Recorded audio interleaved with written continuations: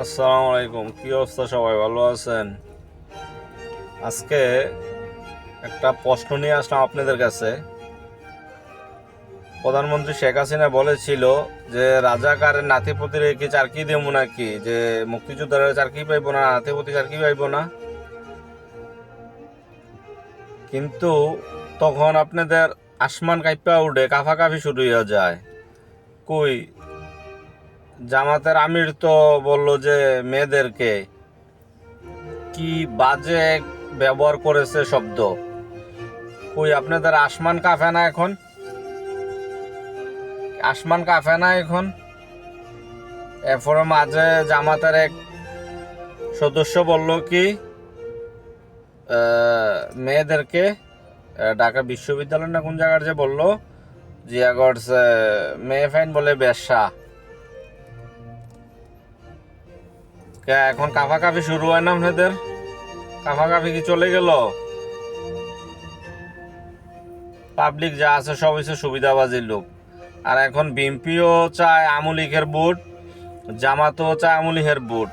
আওয়ামী লীগ কাউকে ভোট দেবে না, এটা মনে রাখেন। আওয়ামী লীগ কাউকে ভোট দেবে না। আপনারা যেই আশা করেন কাম হইব না। যে ভাবছেন যে আওয়ামী লীগ ভোট দিব আপনাদেরকে, ভোট দিবে না, এটা চিন্তা ভাবনা করেন যে আওয়ামী লীগ কাউকে ভোট দেবে না, যাবেও না। আর আপনারা ওইটা মনে করেন না যে আওয়ামী লীগে ভোটের জন্যে ইয়া করবে, বাধা দিবে কেন্দ্রে যাইয়া। আওয়ামী লীগ এটাও করবে না, কারণ আছে। আপনারা ওইটা মনে করেন না যে আওয়ামী লীগ গন্ডগোল করবে কেন্দ্রে, যে ভোট দিতে হইব না এই হেই। আওয়ামী লীগ এটা জীবনও করবো না। আর যারাই করবো এগুলা বেশিরভাগ করবে শিবির। শিবিরে এই কেন্দ্রের মিজে গন্ডগোল করবে ক্ষমতা যাওয়ার জন্যে।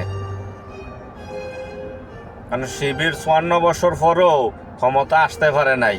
মানে এখন তো আওয়ামী লীগ মাঠ খালি, চাইবে যে ক্ষমতা আসার জন্যে। মানে আওয়ামী লীগ থাকলে তো আর শিবির এগুলা মাঠে নাইমেও কিন্তু সারা শব্দ করতে পারে না।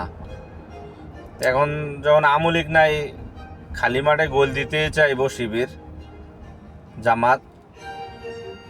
কিন্তু আওয়ামী লীগ ফিরবে, আওয়ামী লীগ ফিরবে আবার। আওয়ামী লীগকে নিষিদ্ধ করে রাখা যাবে না। আর যারাই চিন্তা ভাবনা করেন যে আওয়ামী লীগকে ব্যান করে রেখে নির্বাচন করবেন, এগুলো তো সুষ্ঠু হবে না কিন্তু সময়।